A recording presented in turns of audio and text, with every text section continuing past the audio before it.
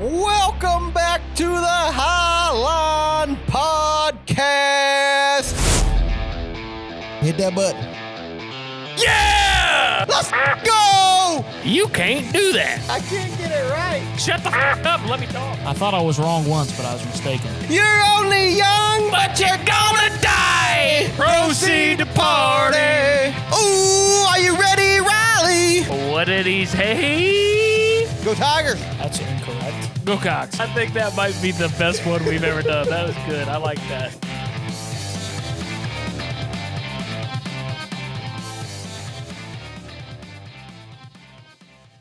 This life feels like a battle, one that I can't win. It's like I'm swimming against the current, it's like I'm running against the wind. It's like I'm going overboard with an anchor around my waist. I lie awake at night with tears in my eyes, my heart beating out of my chest. There's no light at the end of this tunnel I'm in. I'm calling for an SOS. Somebody help me, I'm drowning. I can't tread much longer. I'm fighting to keep my head above the water. Show me the line, show me a sign. Everything will be alright, 'cause I feel like I'm drowning. Somebody help me out. I'm drowning. Me and you both, brother. Holy shit. How did this happen? I'm over here singing a song. Minnesota's... Drilled that thing, too. That would have been good from 80. Yeah. That would have been good from where they started the last play. Yeah, Yeah, we all drowned. Fuck! Yeah. I don't even have enough energy to do I it don't any more either. than that. Yeah. Fuck! Yeah, and I worked today, and I definitely ain't got it. I ain't got it, cuz. Man, it's been a rough one. It has been a rough one. But Just realized I'm still wearing my Broncos hat. Need to burn this motherfucker. I don't even know what hat. What hat am I wearing? The Highline? Yeah. Drink. Drink. Hey, we're winners. We never lost. Never lost. Never lost. Never won either, but we never lost either. Way Carolina played this weekend, I think we could have beat them, just you and I. Same way with Clemson. Oh, it Well, wasn't that bad. at least we almost won, I guess. Moral victories. I've got to get in the camp of moral victories around Clemson, South Carolina football now. Yeah, you got moral victories. We got immoral defeats. Whatever makes your boat go float. Yeah. Real quick, before we get into this podcast, this is a NASCAR podcast, and we know we joke around and have fun, but this last week for our country has been very, very bad. With the events of, the two events that I'm talking about. And, I'm not going to go on a tangent here, but this country is better than how a lot of people have been portraying this country to be. Most of us are civil human beings, civil Americans, and what we have seen the past week is unacceptable. It's inhumane. It's disgusting, and it needs to stop.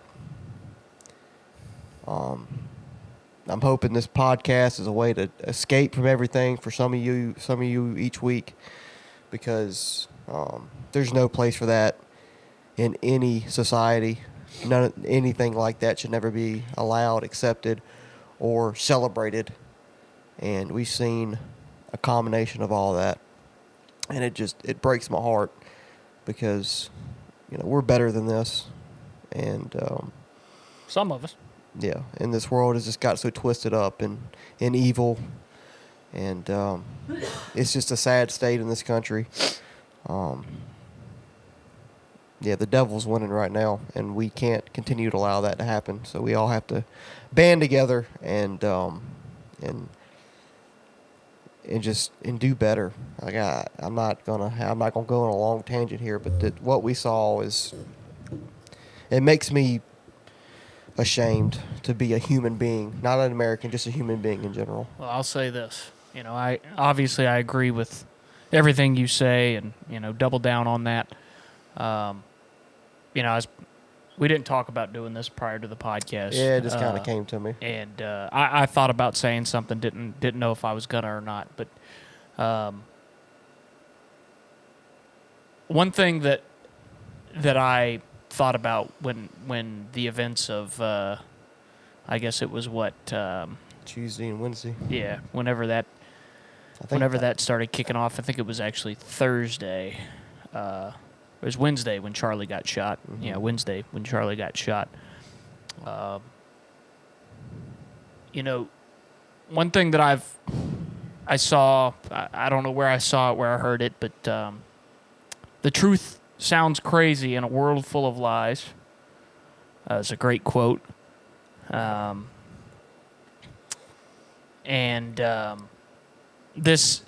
world has a history of killing people that speak the truth. This world killed the only perfect person that has ever existed. And from that day and before that day and after that day, people that have spoken the truth have been killed for doing so. Charlie is not the first, and he will not be the last. But history will always remember them. And for someone out there that might be discouraged for speaking the truth and saying what you believe and what you believe in because of these events, I would encourage you to keep saying the truth and keep being true to who you are and being true to your faith and not being ashamed or being scared to speak it because there's something better waiting on the other side, and we are called to speak our truth. So that's all I'll say about that. Charlie was a good person, and he would probably tell you to do the same thing. I know for a fact he would. He knew that this was a possibility.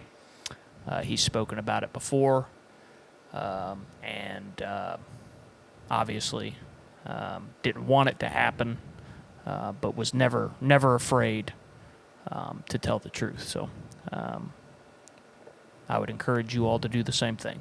But. Yeah, and I'll end on this. We all can disagree with each other, have different beliefs, have different stances on what we think is right for us as people, for us as a country, whatever, race, religion. I don't give a crap what it is. But at the end of the day, you should be able to go home, disagree or not, agree or not, go home and see your family at the end of the day. Nothing should ever resort to two young kids not having their father and seeing it live. A wife losing her husband live. That's awful. I can't imagine it. I can't imagine it. So we gotta do better. But Riley, how you doing? I mean, like we said. I mean, we had a rough week. I've had a rough month. Yeah, it's been. I think it might be the worst 3 weeks of sports, I think, maybe in my lifetime. Yeah, it's been pretty rough, sports-wise, not sports-wise. It's just been taking the hits left and right on my side. I know your side as well. I got heartburn going on here. Yeah, I mean, it's sports-wise to getting a bit of a lighter, lighter note. Things that don't matter, but we make them matter. Things that we blow out of proportion. Yeah, obviously. Just ask my fan over here. Yeah, but Yeah, I mean, I'm down a fan. If y'all start a what's that? GoFundMe. GoFundMe for a new fan here in the Highline Studios. I'd much appreciate it. But yeah, I mean, damn, Saturday was a tough day for me for sure. Didn't get any better today. At least I'm gonna win my fantasy matchup. Whoever I'm playing this week's getting throttled. So, oh wait, that's you. But no, I mean, thank you, Derrick Henry, for having your worst fucking performance. he had of your 5 NFL yards at career. halftime. He didn't get much better. But, Gave me three fucking points. But yeah, I mean, Saturday kicked off. I thought it was going to be a good day. I watched Clemson get beat. That was entertaining. I mean, it was a fun football game to watch. I bet it was.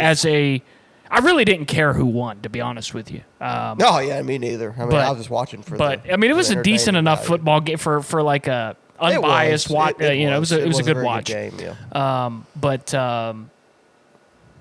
yeah, Clemson losing always puts a smile on my face. And so I thought it was going to be a good day. And then watched Tennessee get out to a big lead against Georgia.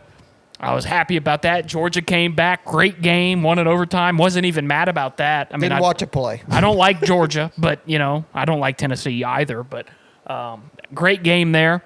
Switched over to South Carolina. We kicked to them. They drove down the field and scored. Vandy did. So I was kind of nervous. We get the ball, drive straight down the field, look like the first possession of Virginia Tech. I mean, like dicing these motherfuckers up. They had no shot. Couldn't stop us.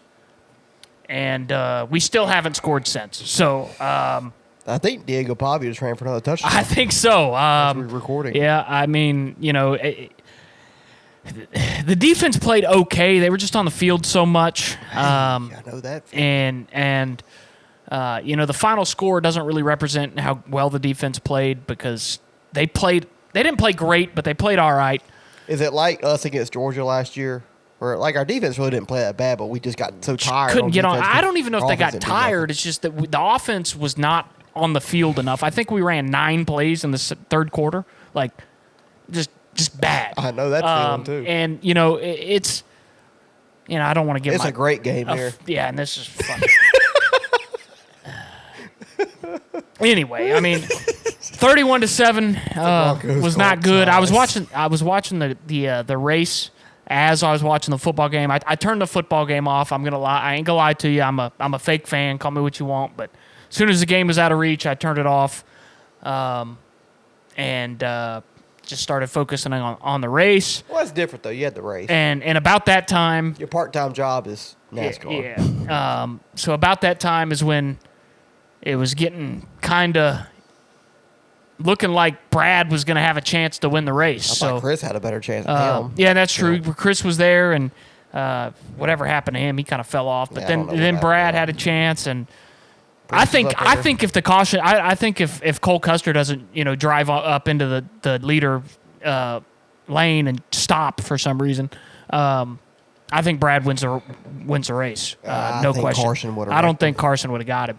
He would have got there and he probably would have wrecked him. But then I think you'd be even more upset. But yeah, I mean, maybe. I mean, hindsight. I mean, we don't know. But I think Brad had a really good opportunity to win the race on tire strategy. And then once the caution came out, I still think he had a better shot, a great shot of winning it. The top has been prevailing all night. And then on the restarts, you had first lap. The 38 just decided to not turn and leave the door wide open for Seabell to. I mean, he could have rode his bicycle through there and taken the lead. I wish he was on a fucking bicycle. Brad, he wouldn't have won if. Brad did drive it in there into 3, and it gave him a hell of a shot. Shit, he hit the shot. I've never seen somebody hit somebody so hard. He just kept going. Just hit him the perfect square. Yeah. They gave him a fucking NOS energy boost. I mean, I said it on the TikTok review I made last night. I mean, thanks for doing that, by the way. Yeah. Thought you were gonna be asleep. Just I fucking hate second place, man. I mean, that's just awful. Second sucks. Second You ain't sucks. first. You're last. And second's worse than 32nd. I will say this. I might have won the pick'em this week. Good for you. I might have. Did you just pay me? looking at it. No. Well, I guess you ain't going to win then. I'll give you some cash. Cash. But no, I Ethan didn't even didn't even put it in the pics. He he said, never texted me or anything. he So he's said, just fuck it. he's out. He's shit on the He didn't want to play this week. yeah but, shit or get off the pot. He shit. But Or no, he got off the pot. What's that? How's that work? either shit or get off the pot. Yeah. But he got off the pot. He's got off the pot, Yeah. But yeah, I mean, it was a good race, so that was good. But the finish pissed me off. Fuck Christopher Bell. Hey, man. And then we get going to today, and the Broncos are playing the Colts, and the Colts are been bad for the last 10 years. And I thought it was going to be an easy win. Should have started the year off 2-0, and I don't know what that's like. for some reason, our defense has decided to not play football this year. They're supposed to be the best defense in the league this year. Sure, And they they're shut down Cam Ward last week. it's Cam Ward. He got they- shut down today. Hey, they put up 19 points Oh, against the yippee! Rams. 19 points loses you games in the NFL. But yeah, I mean, just a terrible weekend. Just terrible. South Carolina might as well quit playing football. NASCAR racing's pissing me off, and the Broncos are very disappointing. So just a shit weekend for me. I know you know the feel. Yeah, I'm about to say mine was no better, if not probably a little worse. Started off with Clemson losing Georgia Tech. Just too many turnovers. Yeah, at least man. you don't got fucking LSU, Alabama, Texas A&M on your fucking schedule coming up in the next 5 weeks. Who was our first game of the season? LSU. But I do get what you're saying. Yeah, it just like you said, it was a very good game, but we just didn't execute. We actually had a pretty good game plan, I thought. Ran the ball pretty well, bounced it out. Cade had protection, made some good throws. He made one terrible throw, obviously, but he Got played. jacked up and fumbled the ball. Yeah, which is kind of a freak deal. You gotta hold it a little higher or a little bit lower and tighter. He should have there. switched hands. Or that. You Look don't- at his you- hand. Look you- at his hand. You never carry the ball with your inside hand. That's true, but Cade is Not known, a good, known not to a do good that, football player. But yeah, just a tough game. I knew when we were going down there when they scored and made the 2-point conversion off the Philly special or version of the Philly special to make it 7 points. I'm like, we got to score quick because we cannot stop them, and they're just going to run this clock out, kick a field goal to win the game.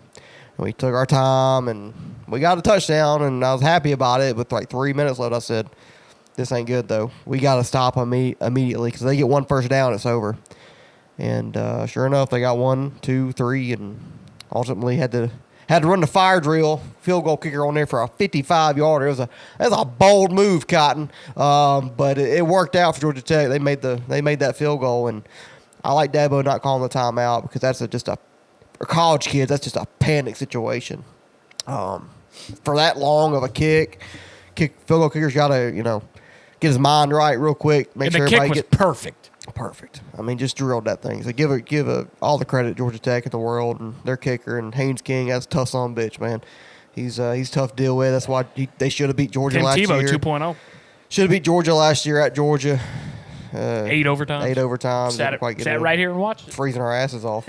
But yeah, Georgia Tech's a real good team, and they're gonna be a problem in the ACC this year. But dropped to 1-2. That's just for this team. First time since, 2014? Yeah, for this team to be 1-2 right now is a colossal collapse, in my opinion, because we should be so much better than this, but we're not. So that's tough to swallow because we're not going to be very good next year, and who knows after that. So we'll see how it goes. But yeah, and then Saturday night, obviously, Chase not getting wrecked. He kind of wrecked himself, kind of just a. I mean, it's a racing deal. It's an old school Bristol wreck, trying to get to the bottom real quick, and they don't check up in time. And so it's on Chase, I think, more than anybody else in this spotter. Not really a spotter because he was clear, but it's kind of just a dumb move by Chase there. Blaney was a fast car, won stage 1, finished second stage 2. Didn't really have a chance to win the race at the end. Just the tire strategies just were all chaotic. It just didn't work out for the 12 team and all that stuff. So that kind of sucked. Chris was up there for a while cheering for Chris. Hopefully he could get another Bristol win, but couldn't quite get it done. But fell off towards the end there. And I've never in my life cheered more for Brad Keselowski at the end of a race. I was in here in this garage screaming, "Come on, Brad! Come on, Brad!" And the one time I cheer for the fucker, he can't get it done. He tried, but Yeah. he's not no Chase Briscoe. You telling me you didn't root for him 2014 Texas? Far from it, my friend. Far from it. But Christopher Bell went in, didn't really deserve to win the race. He had a fast car, but Ty Gibbs choking was nice to see. That gave me a little smile, I guess. That was funny as hell. But he probably had the best car. He's really good here at Bristol. We just couldn't quite get it done. But, yeah, it's Toyota sweeping the first round, and the team that I disdain the most They're probably going to win this weekend, is the too. team that fucking bane of my existence sweeps it. And Joe Gibbs Racing, can't stand them, hate them all, fuck them by, and they got it done on Saturday. We'll talk about more of the race here in a minute, but yeah, just the race was great. It was awesome, but I just hated the finish. Cheering for Zane, and then when Zane kind of choked with Hussavar there, it was between Bell and Brad. I was cheering for Brad, and it was weird, but I just fucking can't stand Christopher Bell or Toyota, so that sucked. And then South Carolina losing to Vanderbilt. Vanderbilt, sound like I'm like in a fucking 1920s. Vanderbilt University beat the South Carolina Game Chickens. Beat the shit out of them, 31-7. Tough loss, but hey, you only got one. Better than having two like us. So there you go, Pavia. That Vanderbilt, that statement he said, Vanderbilt was going for the national championship. You said he was crazy. Hey, they 3-0 and looking pretty good. Now, Virginia Tech, the team y'all both beat, just fired their coach today. Yeah. But they got shit on by Old Dominion. I told you, Old Dominion, good football team now. They are. I told you. Yeah, they are. But that was good to see. Maybe Might be a good loss. I don't know. Yeah, We'll see. it might be. They might be number one seed in the playoff. But yes, that put a smile on my face a little bit. But end of the day, my Panthers just sucked the bed, fucked the bed, and sucked the bed for 3 quarters, and then the fourth quarter they looked like the goddamn 2020 Alabama Crimson Tide team. Came on strong. Hunter Renfrow got 2 touchdown catches. Go Tigers. From Bryce Young, which is weird. Alabama and a Clemson boy. I think one of them was a pick play, which is even weirder. But Funny. Must have seen that funny. somewhere. Yeah, they saw it somewhere. But I don't think it's for a touchdown. It was one of its catches. It was kind of like a pick play. But yeah, and then just had a great comeback. Arizona was choking away. Kyler Murray was fumbling the bag, threw a terrible interception, allowed us to get back in the game, and got the onside kick. And I was like, oh my God, we're about to win this game. And then the referee said, hey, I want a piece in this game, and threw like 7 penalties in the last minute and a half. And then, Bryce Young just can't get it done at the end. It's not good. He made some amazing throws in that fourth quarter. Like, throws that if Patrick Mahomes and Josh Allen make, they would be. Oh, everybody my would be God. Look at this they would be throw by creaming their Josh pants. Allen. See, here's a guy. Yes, that's what they'd be doing. He made some great throws, but This Patrick Mahomes. again, my football team just can't put 4 quarters together. They can play a great quarter here and there, and then they just look like shit the rest of the way. It pisses me off, man. I don't know what it's going to take to put a full game together for one of my football teams. But I hate football now. Fucking, I don't. Yeah. I might not even watch Hockey season coming up. College basketball, come on. Yeah, it's a rough weekend for me. Just terrible. Worst case scenario happened, and other than South Carolina winning. Hey, Green Bay won. Yeah, I guess so. But like I said, they're They probably going to win Super Bowl. hopefully be them and the Panthers in the NFC Championship. What a throw by Michael Penix. But anyways, yeah, I mean, as far as the race goes on Saturday, like you said, great race. I don't know if it's the best short track race in this car. It's hard to compare to the spring Bristol race last year because we were there. So I don't know if it was better or worse on TV. But if it wasn't better than the spring Bristol race, it was second. Last year's spring Bristol race. Not this year's. Yeah, not this year's. But really, really great race.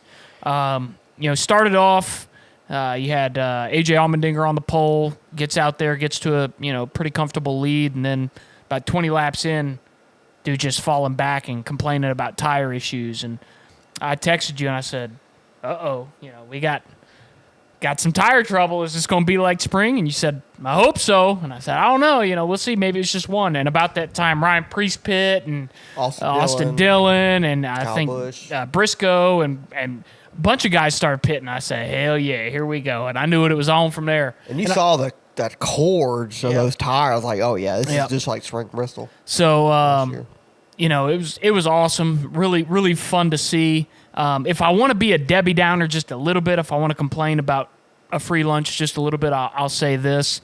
It is still a little bit too much, I think. In a perfect world, I don't think it should be that severe. But I would much rather see that than no tire wear at all. Yeah. So, Goodyear, yes, thank you. Please bring that tire to every racetrack that we come to on the NASCAR schedule. I'd much rather see that than no tire wear at all.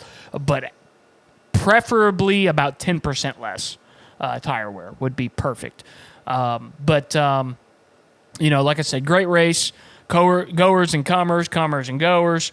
You had guys from the back working their way up to the front, guys from the front following your way to the back. You had wrecks. I think it was the most cautions in a race all year. The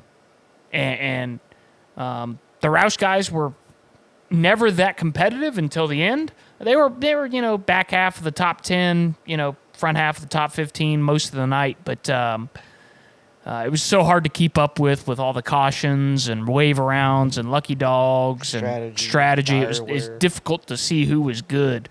But once everybody kind of got on the same strategy there at the end, I think all three Roush guys ended up being in the top 10, close to the top 5 at one point. Priest fell off, and then Chris was not as competitive as Brad for those last. I wonder if he got damaged. Remember when who was it that put him in the wall when they were slow? Was it Hocevar? Yeah, I think so. Hocevar or Gibbs or somebody? Because Chris came down on somebody on the exit of a corner and got moved.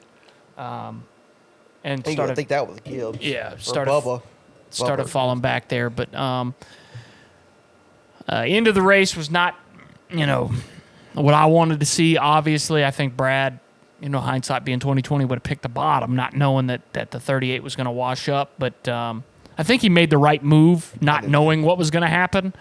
Just didn't work out for him, and still had a shot to win it at the end. But great race, great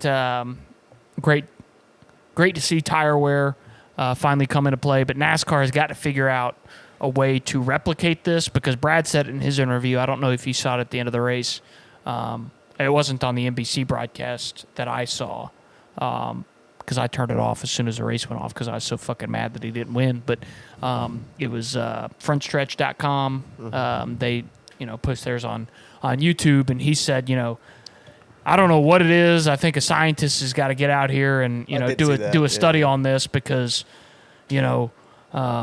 5 degrees difference from yesterday or from Friday to Saturday on tire or on track temp made the world of difference, because there was 0 tire wear in practice, and they could run like 70 laps on a tire. You couldn't run 50 at most. Yeah. I think Cedric made the longest green flag run of the night on like 60 something. Yeah. So it was.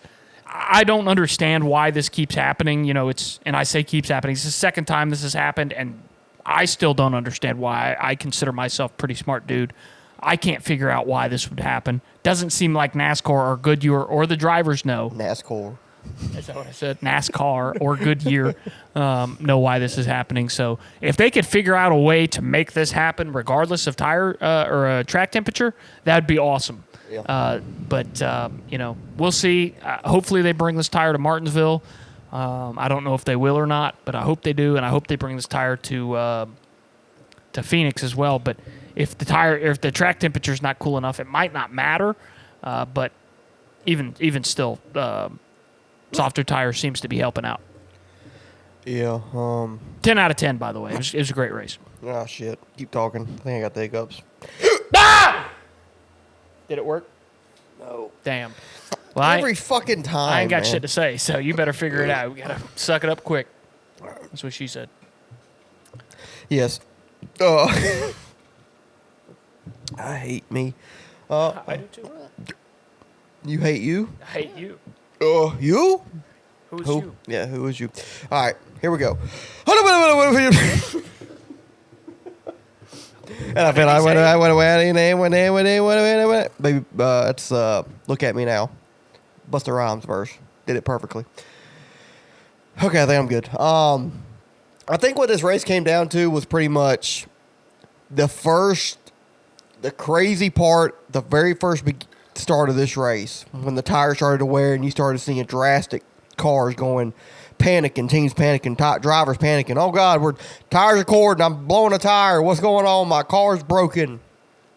The teams and the drivers that executed that first run, most of them were at the front at the end of the race.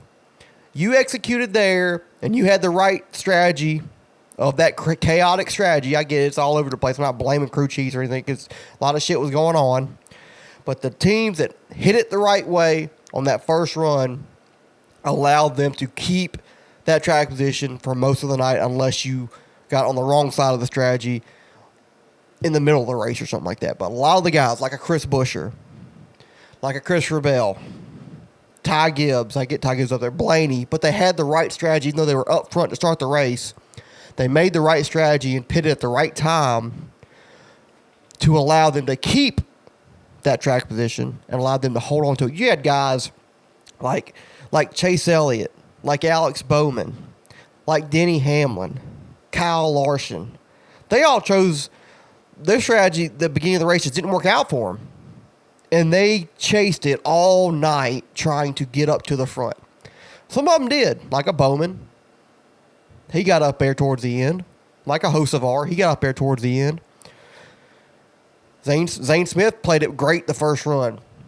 He's qualified like the mid-20s, worked his way up there. So I think that's what it came down to. That first run, where everything was chaotic, if your strategy worked out, you were cooking with peanut oil.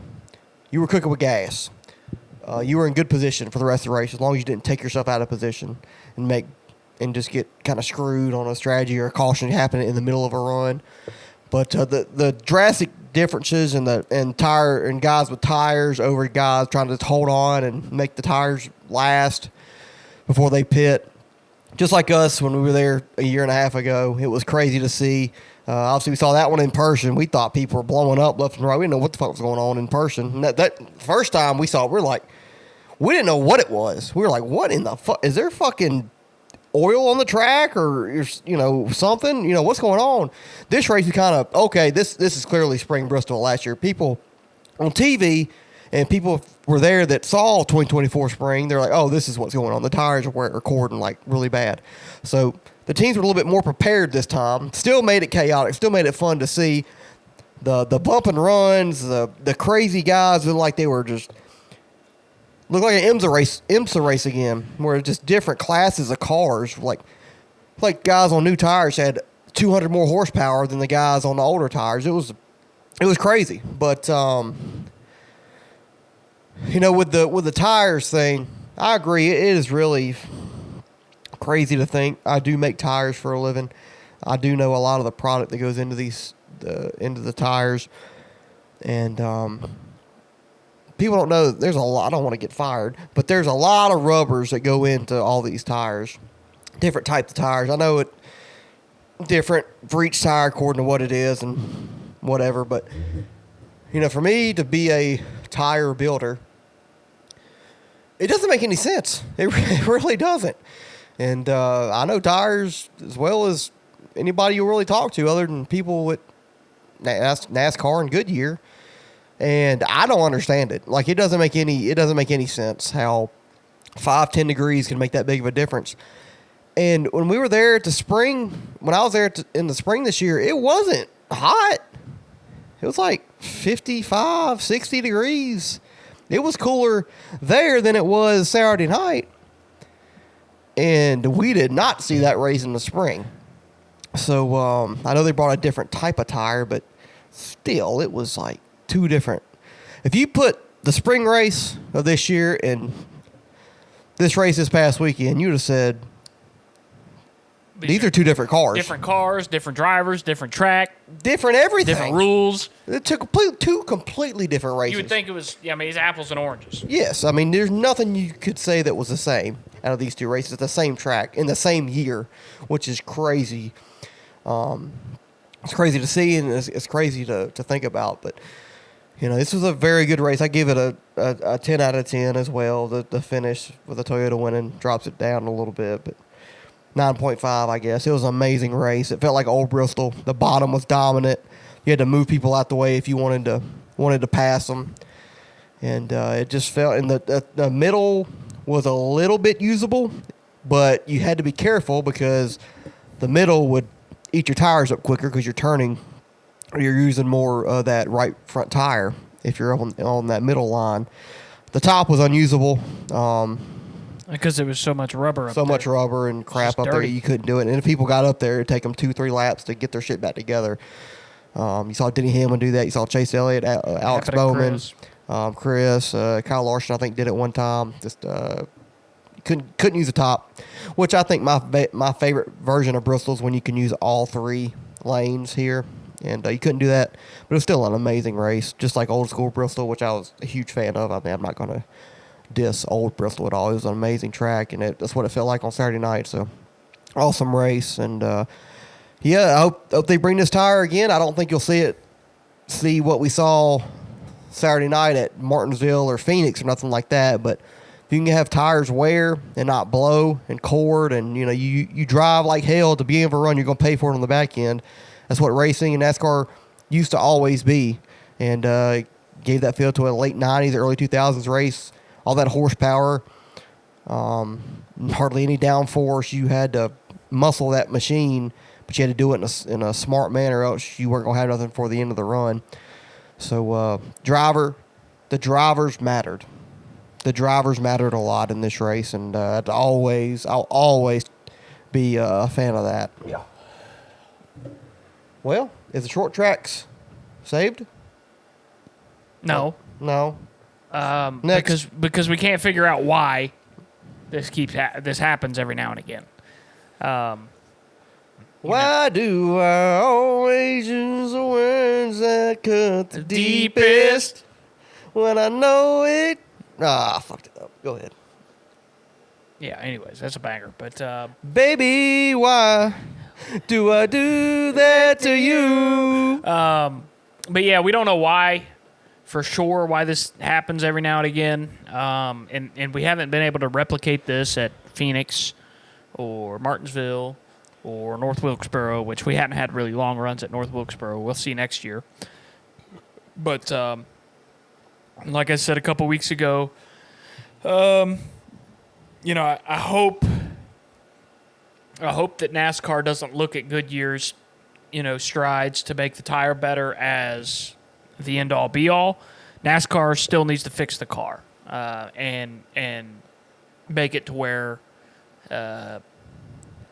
whether or not we have tire wear, you still have good racing. Now, the tire wear helps the racing, obviously, but if the tire wear didn't exist, this race would not have been good. It would have looked like the spring, and the spring was bad. So credit to Goodyear for bringing a good tire and saving the race. But I went into this race with no confidence that the race was going to be good because I didn't think that we were going to see this. Yeah. And this is 100% Goodyear. And to also be the having a bit of devil's advocate here. I will say that the teams are probably going to say, "Hey, we love the tire wearing, but I also don't want my car to burn the fuck down."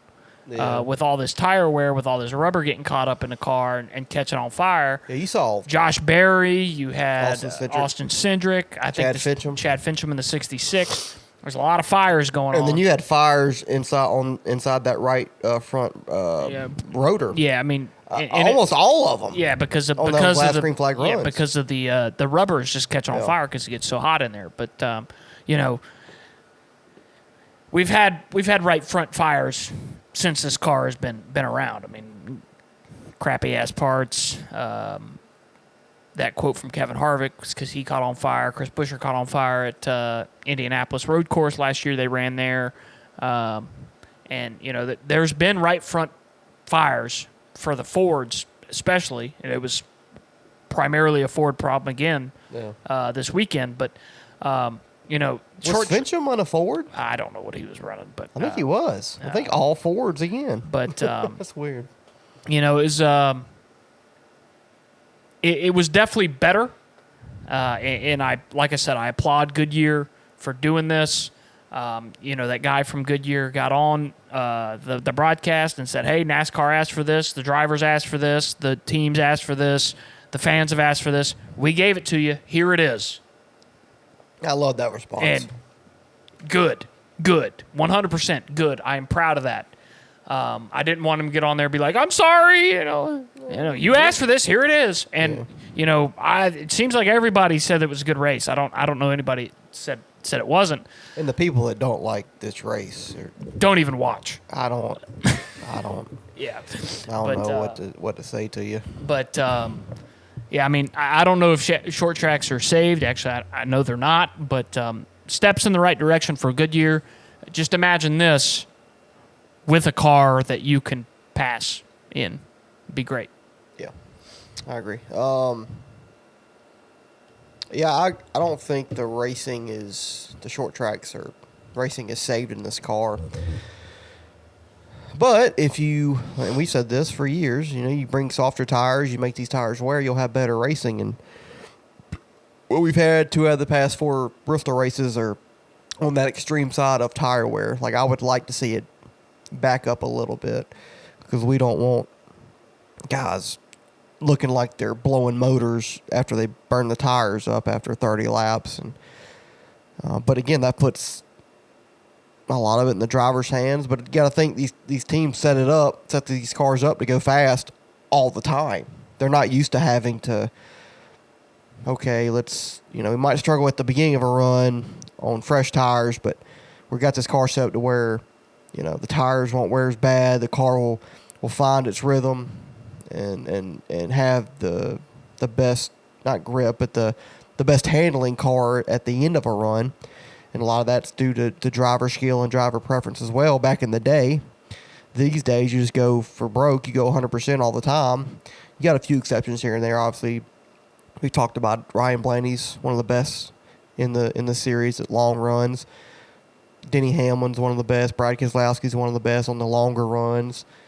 And but when you don't have tire wear like this, it's hard, even for those guys sometimes, to make their way up through the field, even if they have a better car than guys that just go hard 100%, like Carson Hocevar, like a Ty Gibbs, like these younger guys that really haven't had to do that much in their careers. So, yeah, I would like the tire wear to back up a little bit, but step in the right direction 100%. And the only problem is, like you said, it's just kind of you can't really say it's a flash in a pan anymore because it's happened twice now in the past 4 times we've gone here. But the teams in NASCAR are still confused on why it hasn't happened in all 4 races. That's the problem. And if they don't know what causes this, then how are they going to replicate it? That's my fear. That next year's spring race at Bristol is going to suck. And maybe next year's Bristol Night Race sucks too, because we had back-to-back races here that sucked. Then we, had the 2024 spring and this year's fall to bookend these last 4 races where they were chaotic and tires shredded or corded bad and tire wear mattered and driver skill mattered, and it was a crazy race. It's hard to put all your money in, go all in when you don't know if they can replicate it because they just don't know how or why this happens. Because I think they would probably take the last 2 Bristol races like this race and the spring 2024 race, but it didn't happen the spring of this year and the fall of last year. So it's just it's hard as far as that goes for Bristol. But I think Martinsville's fall race last year was very good. Tires mattered. Tire wear mattered. You had comers and goers in that race. And the spring race this year was not as good as that, obviously. But, the fall races at Martinsville have been the better ends of the Martinsville races the past several years. So definitely after seeing this race and seeing what Martinsville gave to us last fall, I got optimism at that track, and then still got to work on Richmond a little bit, and then Richmond's been probably the best take into the overall races in this next gen car. It's probably been the best short track race in this next gen car overall out of all the races at these tracks. So if we back down the tire wear a little bit, I think it can put on some great races. But we still have to work on the car, and I'm not saying make drastic changes to it to make the racing amazing, but you got to do something. You got to do some things to the car itself, not just say the tire. Okay, we just got the tires. We just got to have these tires just wear out really quickly, and we ain't got to touch this car. No, we got to still work on the car. Yeah, I'm not trying to be a Debbie Downer here, but we know this car sucks, and tires and tire wear help it. It's a mask for the main problem. It's putting salt on a unseasoned chicken breast. Like, it'll make it taste better, but if it's undercooked or not cooked the right way, or you didn't sear it or whatever, it still could be better. But like I said, you get these races and it makes NASCAR just kind of ignore the real problem in the room, and that's my fear. And I think that's what they're going to do. They're going to kind of just keep on pushing Goodyear to make these tires softer and softer and softer, and wear and wear and wear until we start blowing tires at these tracks. And the fans are going to be bitching at Goodyear, and the teams and the drivers are going to be bitching at Goodyear because they don't know how to put safe tires out in the racetrack where these guys can race, and then we get a whole nother pickle in itself. They go back to harder tires and the racing sucks again. So that's what I don't want to see. But overall, short tracks, Greg Biffle just said, "Fuck this! I'm getting out of here." But short tracks are not fixed, but we keep going this direction, and we work on the car a little bit. We got a chance to get great short track racing almost every time we go to a short track in the future. Playoffs. What about them? We talking about playoffs. Round of 12 is here. Round of 16 is over and done with.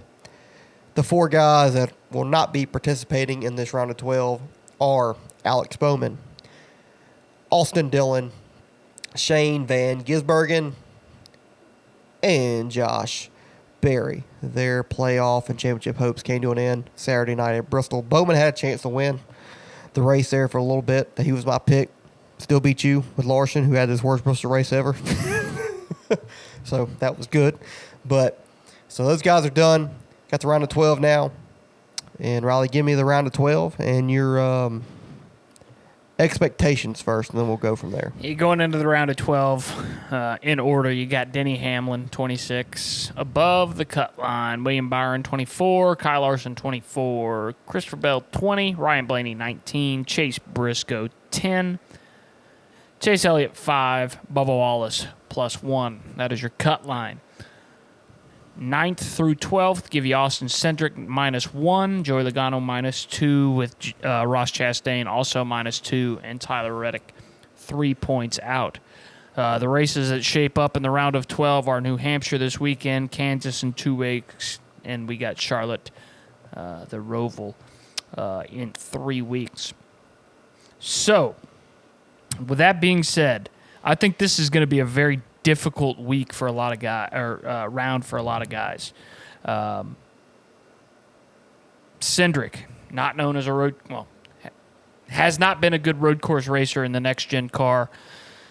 Neither is Joey Logano. Bubba Wallace is hit or miss. Chase Elliott's hit or miss. Chase Briscoe's hit or miss. Ryan Blaney's hit or miss on road courses.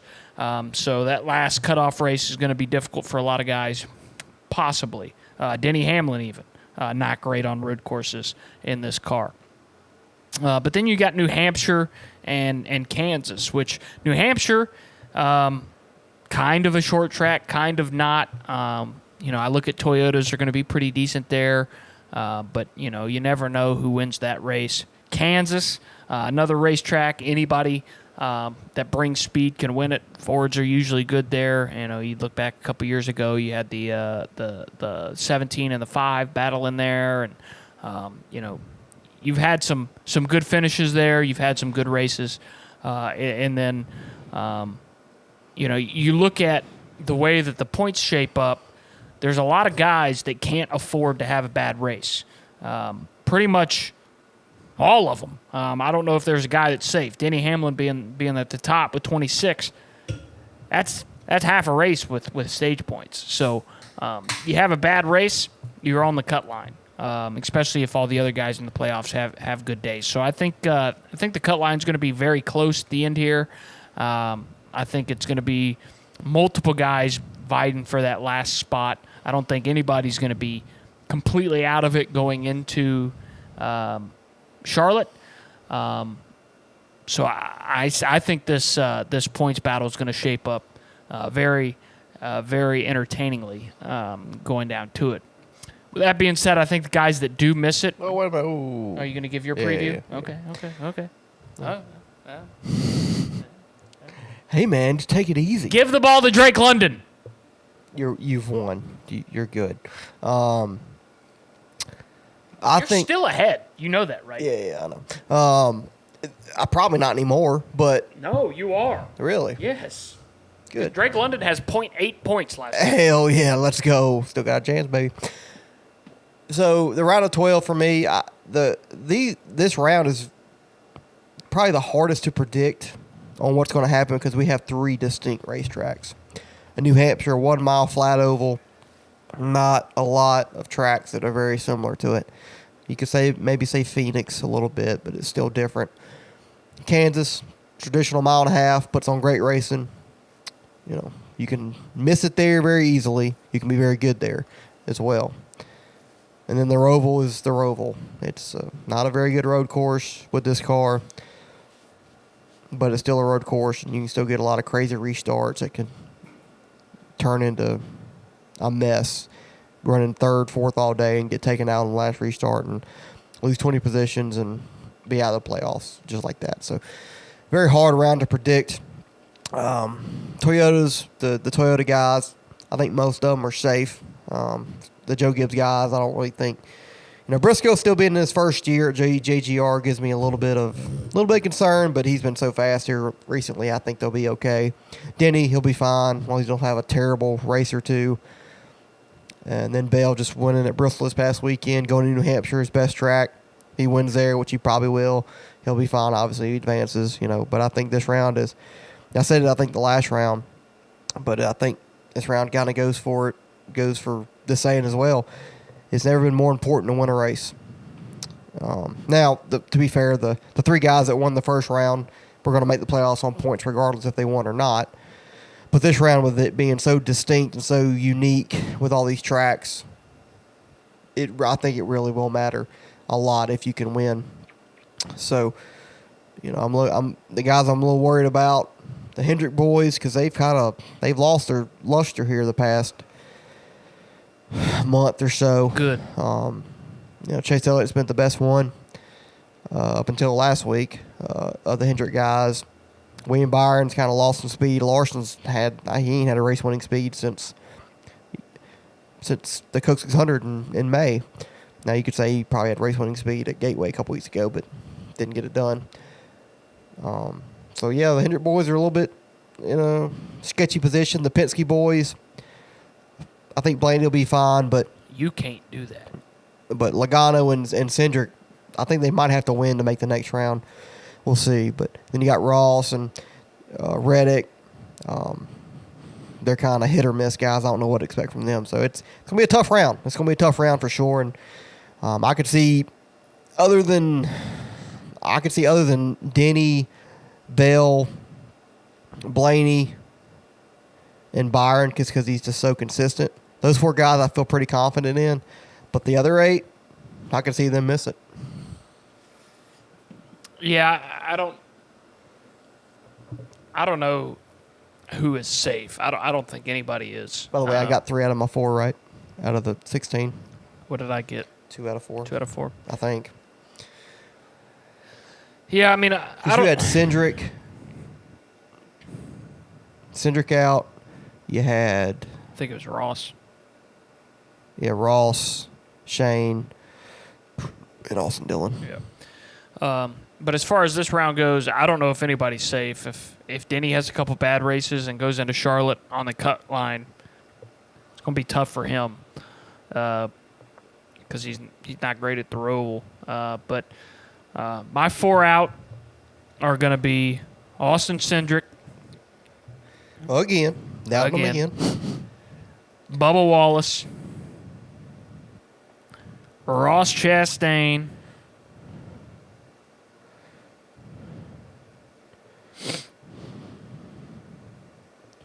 And Chase Elliott.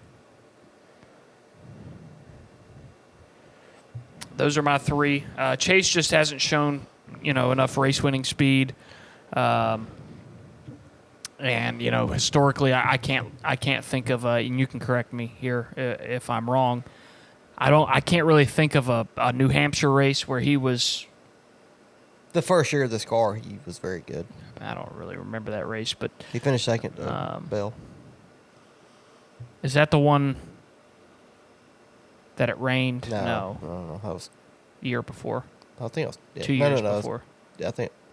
Anyways, 2 years ago. But what was that last year? Did it rain last year? I'm talking about the one where Kyle went into turn 1 and wrecked and. Oh no, that wasn't the Gen 6 car. I know, but I was. Yeah. 2021. Yeah. That's 2021. So, anyways, yeah. Historically, I can't think of other than maybe one outlier where he's been great there, and like you said, Hendrick's kind of been falling off recently.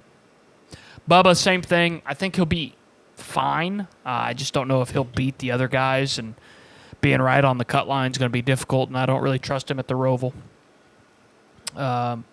Cindric, again, similar to Bubba, I think he'll be okay. I just don't know if he's good enough to beat the other guys, barring some issues from the other dudes. So I think he'll be out. And Ross Chastain, I don't know if the next 3 races really shape up well for him. I know every now and again that car will be fast on mile and a halves, but historically it's not. And it's just not really going to be good for him. The guys below the cut line that I think are going to make it, Joey Logano, Tyler Reddick. Tyler Reddick could win any of the next 3 races. I think he'll be competitive. And Joey Logano, same thing. I don't think he will win any of the next 3 races, but I think he'll be competitive enough, barring something catastrophic. Here in New Hampshire, I think he can run top 10. Kansas, if he won the race, I wouldn't be surprised. Like I said, Fords have been decent there, probably their best mile and a half since this next-gen car. And then, of course, you got the Roval, which is probably going to be his best or his worst race in this car. But hopefully he'll have enough points to work his way into a position where that race won't matter. So with that being said, I'm not confident in those picks at all because, like you said, this is going to be the most difficult race or round to predict, I think, just because of the way the tracks lay out and where the drivers are with their points. But that's what I got. So Chase Elliott, Bubba Wallace, Cindric, and Ross Chastain will miss the round of 8. I agree with you on 2. I agree with you with Austin Cindric. Not really had.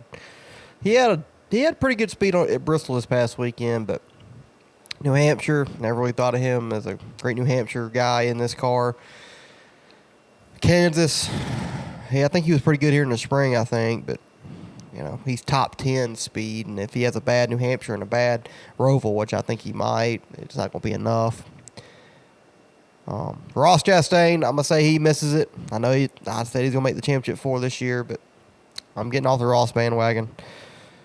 Just hadn't shown enough winning speed this year for me, and got lucky to make it this into the round of 12 because he really didn't have that great of a round of 16.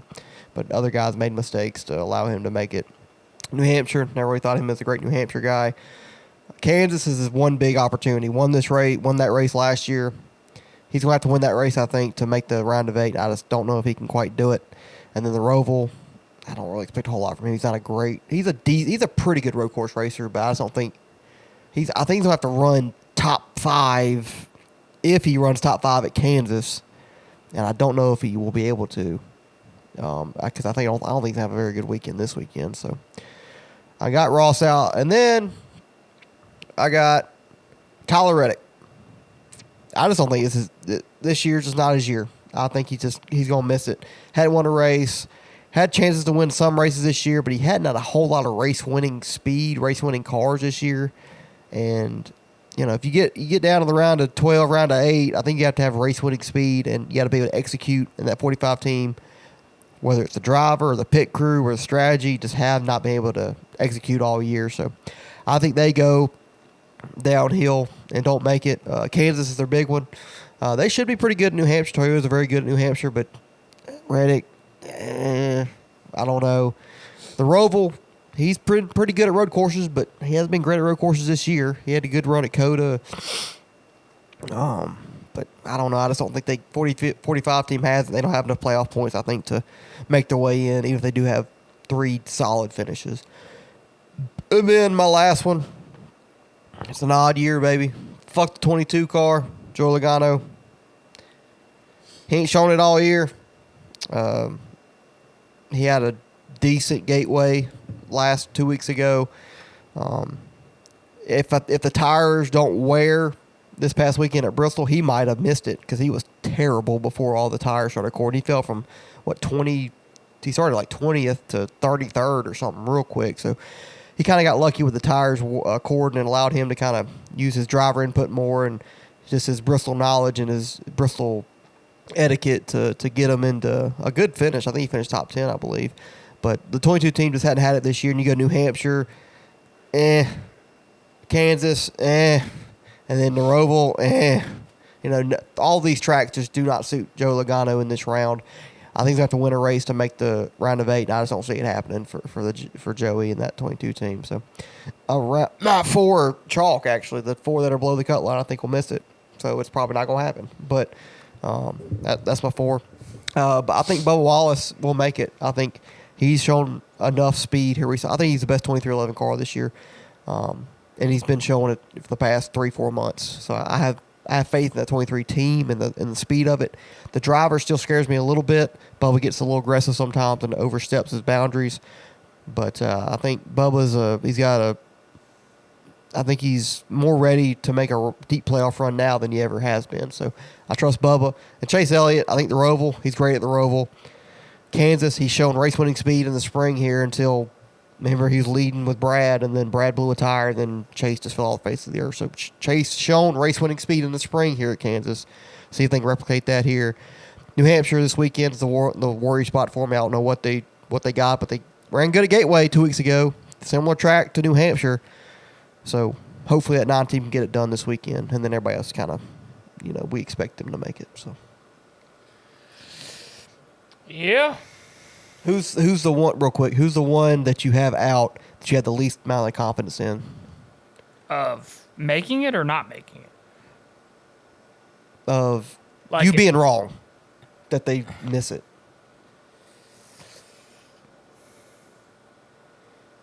Probably Chase. I think mine's Reddick, because he does have race-winning speed. They just never can put it together. Yeah. I think mine's Reddick. So we'll have to see. But hit that button for RTT. Hit it. Ripping the topics.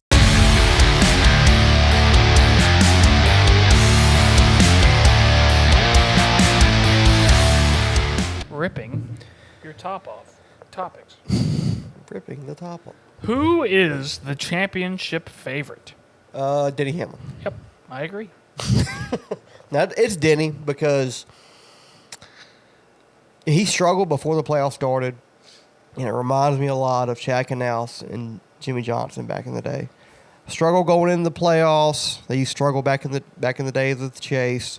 Oh, I don't know about the 48 team. They're not really showing it these past few weeks. And playoff start, the chase started. Jimmy Johnson, that team would turn up the wick, and they would take off and win the championship. Now this playoff format is a little harder to win the championship. How Jimmy and them did it, because if you're not good at the last race at Homestead, you won't win the championship. Because Jimmy Johnson, when he won his championships, he didn't really have to have a race-winning car, but they really didn't run that great in Homestead back in the day. So harder for Denny Hamlin to do what Jimmy Johnson, Jack Canals used to do back in the day, but clearly he's got the most consistent speed. I trust him more as a driver than I do his teammates, Chase Briscoe and Christopher Bell, 'cause I think those two are probably, and Ryan Blaney are the four that I'm looking at that have race-winning speed week in and week out most of the time. Denny Hamlin has the most experience.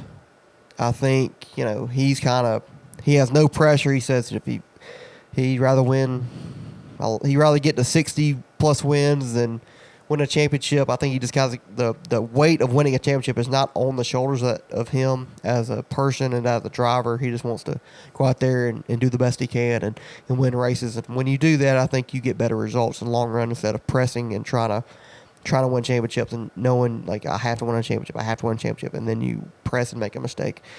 So I think Denny Hamlin's your guy right now. If I had to put money on it, I'm taking Denny Hamlin. Yeah, I agree. I mean, I think he's in. I think Joe Gibbs obviously got the best car right now. They won the last 3 races, dominated the playoffs so far. Briscoe and Gibbs both led like over 100 laps. They were the best 2 cars throughout most of the race. Blaney was really good too. And Blaney was good too, but definitely the best team so far in the playoffs. Like I said, swept the first 3 races. I think Denny has the experience and the car to get it done. Will he get it done? We'll see. But if he can get to Phoenix, I think finish second in the spring. I think he's going to be tough to beat there. So he's just got to get there. These next 2 races are going to be very important for him because I don't think he's going to be that good at Charlotte. Charlotte? The Roval. Less than 3 races. That's what I said. The next 2 races are going to be very important I because the third race is not going to be good for him, I think. But and then the next round shapes up pretty decently for him with Talladega, Martinsville, and Vegas. All tracks that he I think he's won a Talladega race, has he not? Oh, yeah. Yeah, he's got at least one there. He's got 2 or 3. And then there's Martinsville, which... One here in the spring, dominated. Very good at Martinsville. Should have won one. Alex Bowman got in his way one time there, but, should have won that race. Bowman was faster. Very good at Martinsville and Las Vegas. No one would be surprised to see him win there. So as long as he can get through this round with the Roval in it, I think he'll be in Phoenix. And anything can happen in that final race. It's going to come down to the pit crew in Phoenix, which is, they've got a very fast pit crew when they get it done right. The problem is getting it done right with that 11 teams not always done correctly. So we'll see what happens, but I think, I picked him last year to win the championship, and he didn't. Didn't pick him this year. Might be the year he finally gets it done. Yeah. All right. Truck and Xfinity races. I didn't watch truck race. Truck race, Lane Riggs kind of dominated the race. I'll just say this about Lane Riggs. He is the one guy that could stop the Corey Heim championship from coming true. 34 team. They had this raw speed week in and week out, almost like the 11 does. Those 2 at Phoenix is going to be a hell of a battle.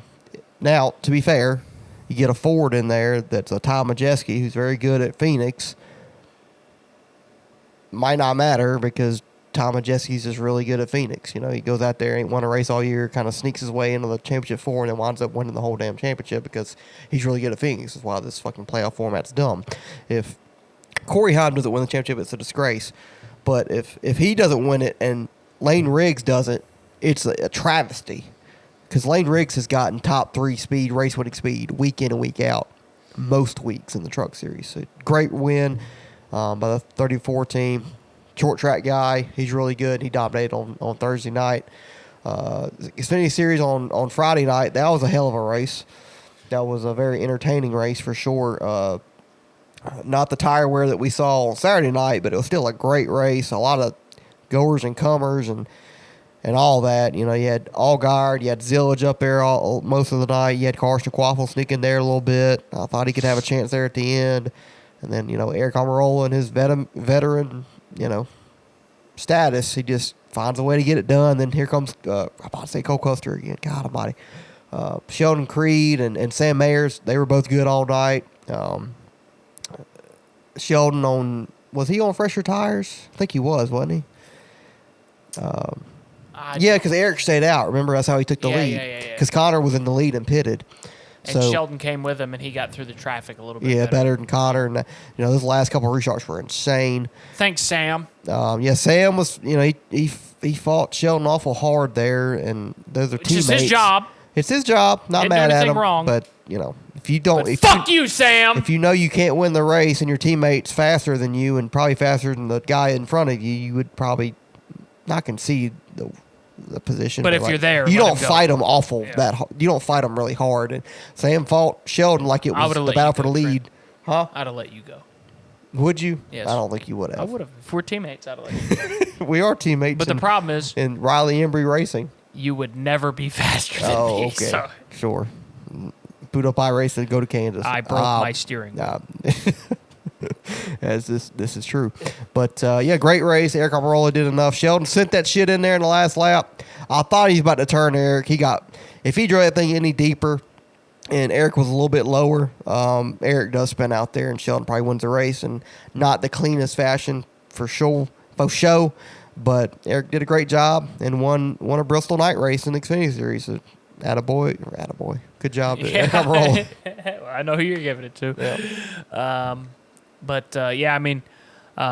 Kind of said everything I was going to say about the Xfinity race. I mean, it was a really good race. I thought it was going to be the best race of the weekend, obviously. Caution just need to be a little bit better. Didn't end up being that way, but with Sheldon Creed finishing second, I really do like Sheldon Creed. Kills me he's going to back to get a Chevrolet next year with the move from Better than Toyota. Austin. That's true, but I really wanted Sheldon to win that race. He deserved one. I've been saying it for it seems like 5 years.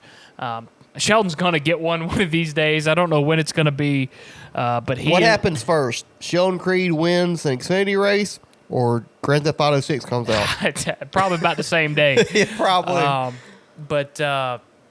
mean, I think he's got about 50 fucking second place finishes. 15 now. That's crazy. He's right there. I mean, he's on the cusp of it. That team Haas has been good. They've probably been the second or third best team all year, and they're there. And like I said, if Sam didn't fight him so hard, I think he wins that race. But Sam fought him. He finished second. Really nothing else to say about that. But had a really good day as far as playoffs go. He's on the top side of the cut line now, and 7 points to the good. So a good finish for him, but really wanted him to win that race. But a really good race nonetheless. Eric winning. Not mad at it. I don't dislike Eric. Don't like the team he's racing for, but I don't dislike Eric. So You said fuck Sam, fuck Joe Gibbs Racing. yeah, but it's fair. But really good race, and just wanted it similar to Saturday. Just wanted it to end a little bit different. Speaking of wanting it to end differently on Saturday. My life. Yeah. Both of our if you're not a football fan, you can skip forward or whatever. We're going to talk about our college football teams real quick because there's really not a whole lot to talk. We're doing this on a Sunday night, so not a lot of news has been broken, Yeah. So both of our teams lost on Saturday. My Clemson Tigers losing to Georgia Tech. We're now 1-2 on the season. 0-1 in the SEC. 0-1 in the ACC. Your South Carolina Gamecocks lost to Vanderbilt. You're now 2-1 on the season, 0-1 in the SEC. So I'll give you my input first. Who's in worse shape, my Clemson Tigers or your South Carolina Gamecocks? I think it's my Clemson Tigers just because, not the schedule, because I think our schedule is definitely easier than South Carolina's. I'm not brain dead to that. Obviously, a home game against Syracuse is easier than a road game at LSU that y'all have to do. A road game at Boston College is easier than a home game against Alabama for y'all. So it's not the schedule. It's just the way that it's like we can't, for Clemson, we can't put a full game together, full quarters. And if we're a young team, It's more understandable. If this happened last year, which it did, a few games. If it happened 2 years ago, which it did a lot, it's more understandable. This year, we're a veteran team. We know each other. We've had camaraderie now for 2 or 3 years plus. We should know how to put a full game together and know. It's almost like we go and do, you go to the basketball courts and you're like, I'm going to pick that guy, I'm going to pick that guy, I'm going to pick that guy. And you do a 5-on-5 scrimmage at your local pickup basketball facility or whatever. That's almost how we play sometimes on offense. We don't have any camaraderie with each other. Cade Klubnik don't know what he's going to do. Is he going to throw a pick? Is he going to run for negative 10 yards? Is he going to fumble? Is he going to throw a fucking dot to fucking Bryant Wesco or on the corner or whatever? You just don't know what's going to happen. And when you have unpredictability in your team, that won't sustain. And clearly it hasn't because we've lost 2 games now. And we still got a decently tough schedule upcoming for us. The next 4 or 5 weeks, it's pretty easy for us. But we still got to play Florida State at home. Florida State, they beat shit out of Alabama. Look what Alabama's done since then. They not as bad as we thought they were. Then we got North Carolina going to whoop that ass. Maybe they ain't Go fighting Bill Belichick's. They ain't gave up a touchdown since the TCU game. Now, to be fair, they gave up 22 of them against TCU, but they gave up a touchdown since then. SMU gave us problems last year. Kevin Jennings, we got to play him at home. Louisville on the road. Louisville's a pretty good team. Furman. Duke. They got shit on by Illinois, but hey, it could be a tricky game. So, and then South Carolina at the end of the year, we're probably not going to win that game. It'll be 6-9. Yeah, it's probably going to be another low-scoring game that you want to gouge your eyes out. So, not saying I don't have any faith in my Clemson Tigers, but until I see us put a full game together and where we play, oh man, that was a good game. We executed well on offense, defense, and special teams. I don't see us winning more than 7 or 8 games this year.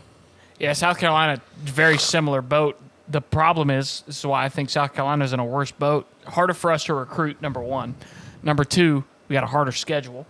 And number 3, I don't think we have the pure talent that Clemson has to overcome some of the shortcomings as far as camaraderie or execution.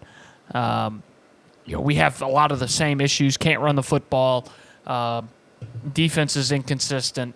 And quarterback play is inconsistent as well right now for us. Offensive play calling's been terrible for both teams.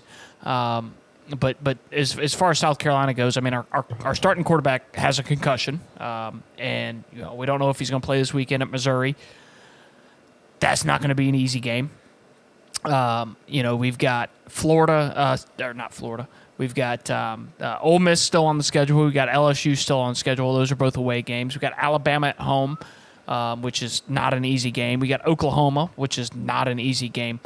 The only game we got Kentucky as well, which Kentucky's should be an easy. That W. should be a win, but I think Vanderbilt should have been a win as well. The only game that's a guaranteed win is Coastal.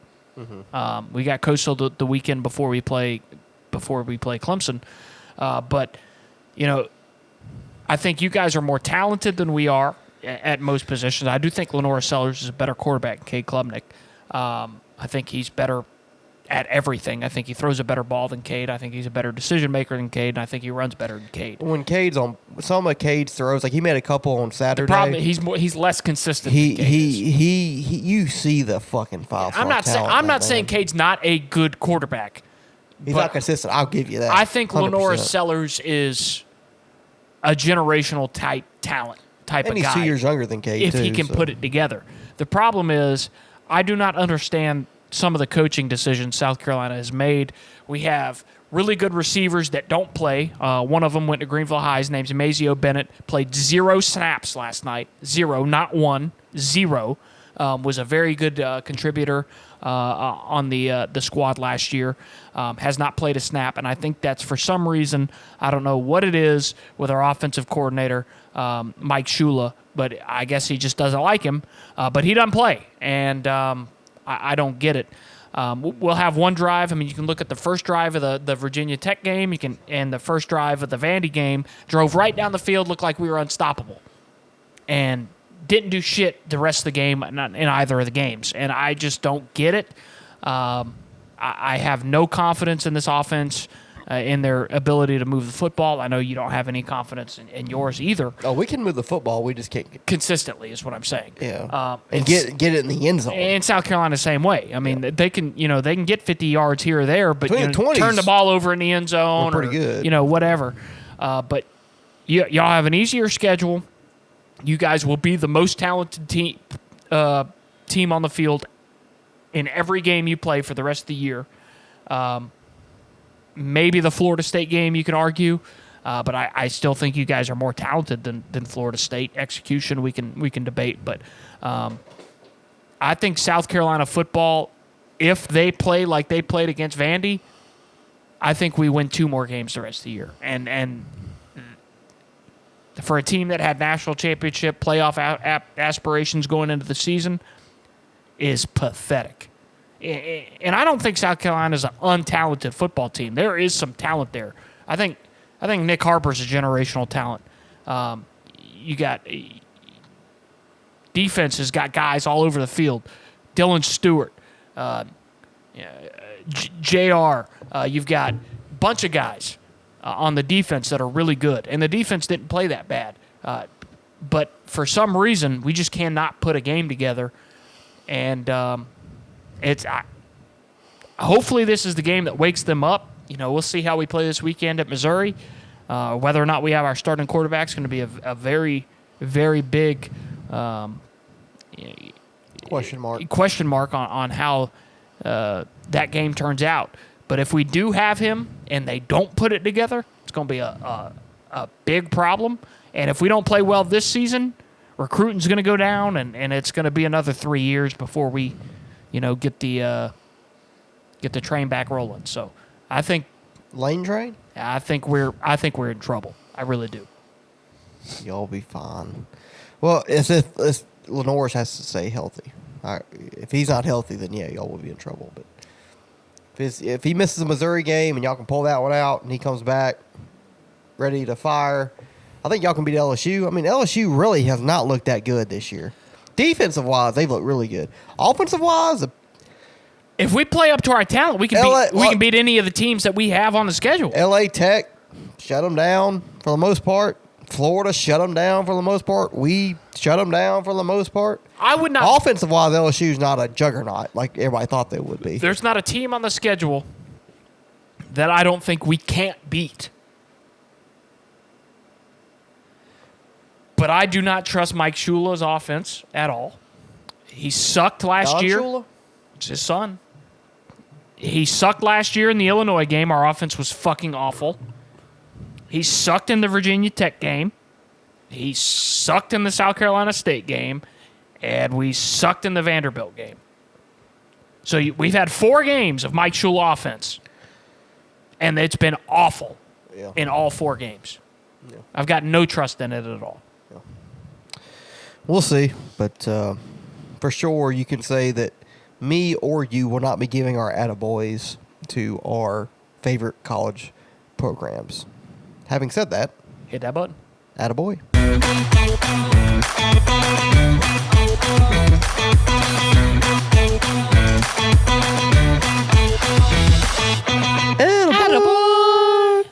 Attaboy. It's Heim time. Corey Heim. My boy finished. My boy. I don't like him. My boy. The boy. The guy. The kid. He finished 6th in the Cup race on Saturday, which first Cup race ever at Bristol.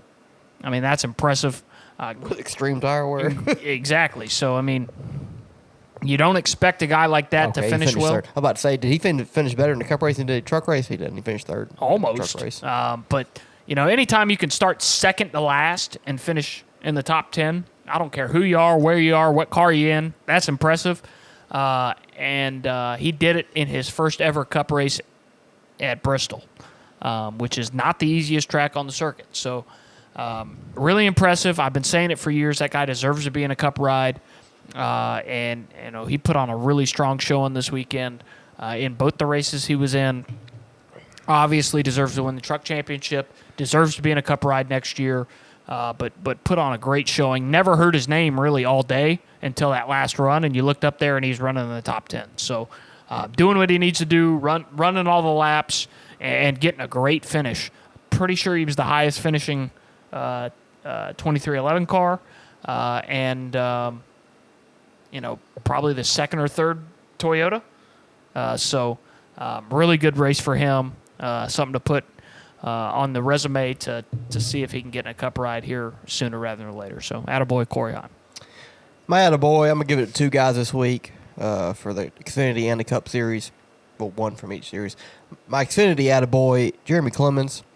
I ain't heard from the guy all year, but he is a very good short track racer and super speedway racer. When you give him the opportunity, he doesn't get involved in wrecks or takes advantage of opportunity. And for him to get a ninth place finish on Friday night with that chaotic race, they would avoid all the carnage and still get a top 10 finish. Best race of the season, I'm sure, by the 51 team. Might have had a better finish at Talladega or Daytona or something, but have been struggling the past couple of years since he won that race at Daytona that we were down in Georgia for a couple of years ago. Really haven't seen the consistency of that 51 team that we've seen previously to that. So if you get a top 10, solid. Great run for that team. Obviously, a South Carolina boy, represent the Palmetto State well. And my Cup Series attaboy, going to Zane Smith. Third place finish. We're up there all night. Had a chance to win the race at the end. Kind of messed up. Still finished third. Great run for that 38 team. Outran his teammates yet again by a country mile. That's what I'm saying. Zane Smith is a hell of a talent. It just proves how much that if you give him a good equipment, I think, week in and week out, he can be a serious race-winning threat week in and week out. And for him to do this, he's had a few runs this year like this. And for him to do it yet again here at Bristol, tire wear mattered, driver skill mattered, and that 38 team did a great job. He did a great job driving the car. Made some mistakes along the way, but about everybody else did on Saturday night. Just based on how everything worked out, he just made it at the worst time possible. Still, a third place finish at Bristol. That deserves a tip of the cap attaboy. I have high potential. I see greatness in this guy. I've always been high on him. I've always respected him. I think he's a great talent, and it runs like this proves to me yet again why he is the most underrated NASCAR Cup Series driver in the series. I don't care who you say is more underrated than him.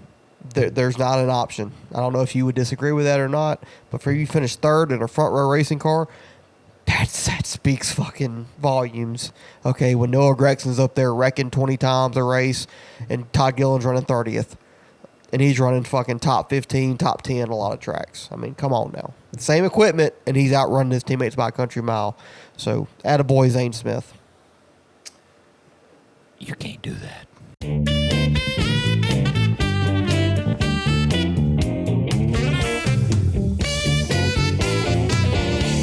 can't do that.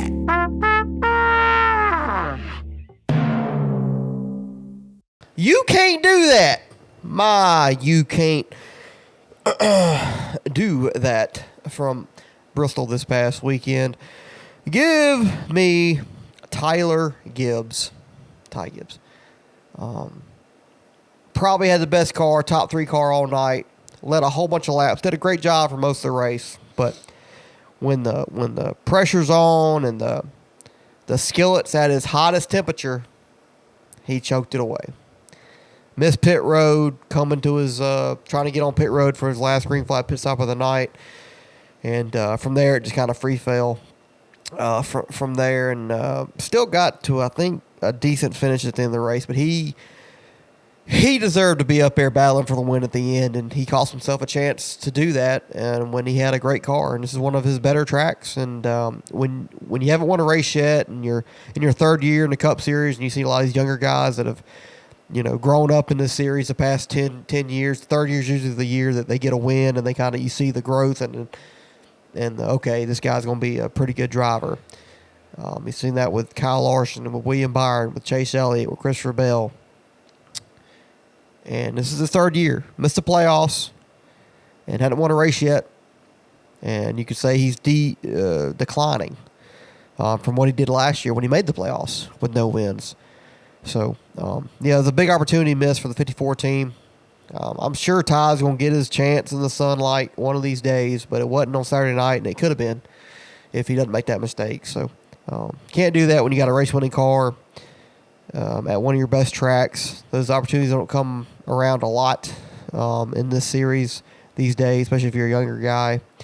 And he misses opportunity, and you don't nobody to blame but himself. So, Ty Gibbs, you can't do that. I got nobody to blame but me. It's a banger. Damn. You took mine, which sucks because I don't have a backup plan. The Bailey Zimmerman and What Big band? X the Plug song. That's a banger. Or was that Luke Combs and Big X the Plug? It's Bailey Zimmerman. Was it? Yeah.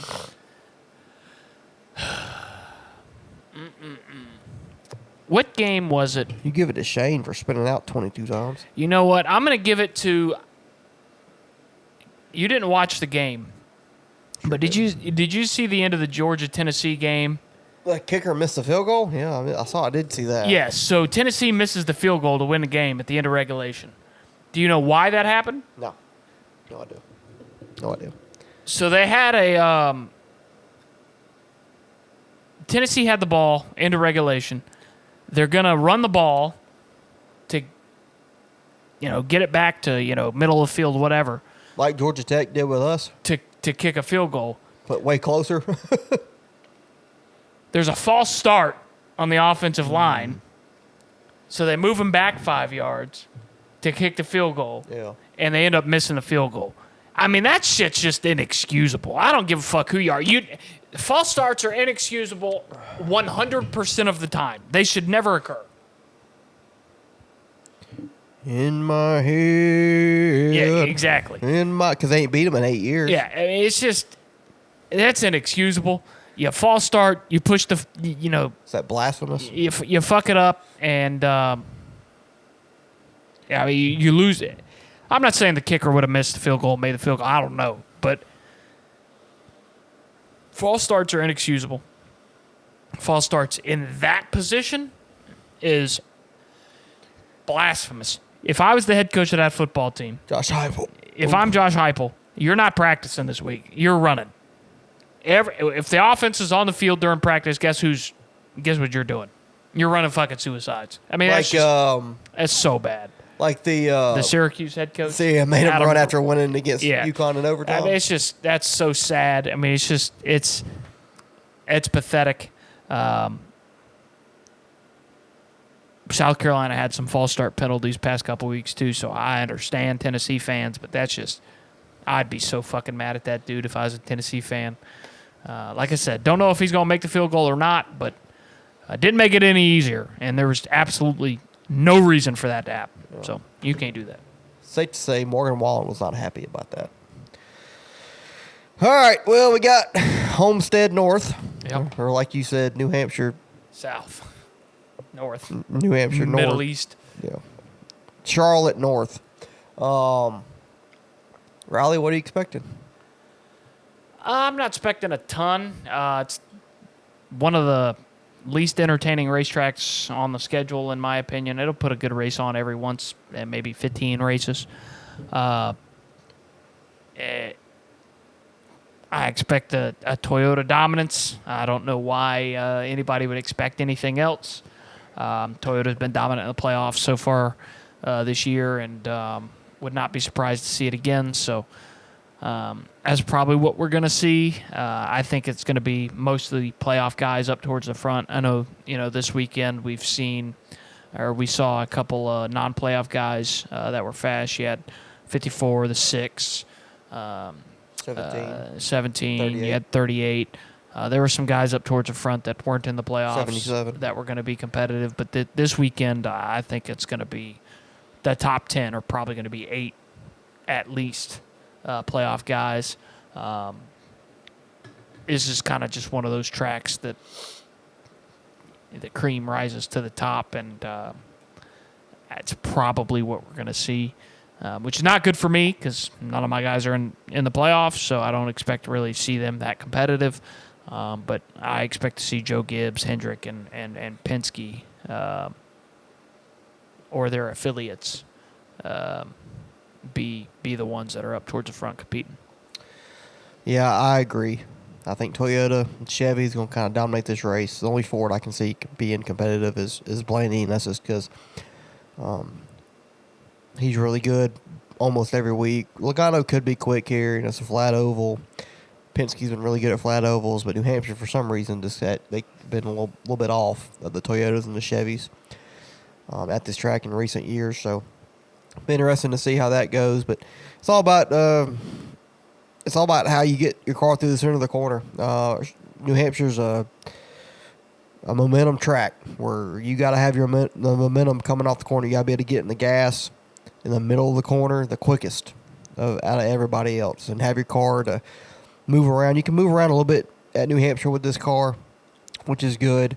You're not going to see anybody running the high line, but you'll be seeing people running the middle and the Drink. I'm out. But the low line obviously getting, below the yellow line, which is legal here. So, obviously pit road's going to be a huge, huge deal.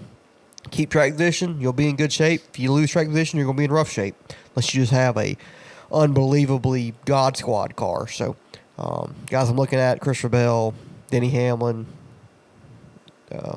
Briscoe should be good here. I think he almost won the rain race here a couple years ago. Remember him and Priest when they were second last year when they were at Stuart Haas, battling Bell there at the end of that race. So they should be fast. Hendrick, they've been pretty good here in the past. Been a little bit off for long run or the race winning speed, but I think Byron will be good here.